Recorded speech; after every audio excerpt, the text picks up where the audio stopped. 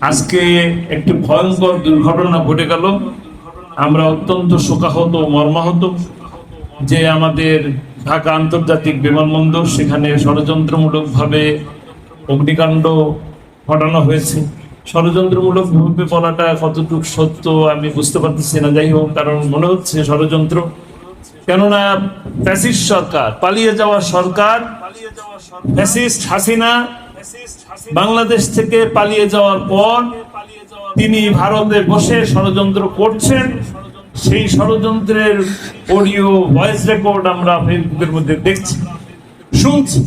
সেই কারণে বলতে বাধ্য হলাম যে এই ষড়যন্ত্র কার ষড়যন্ত্র হতে পারে।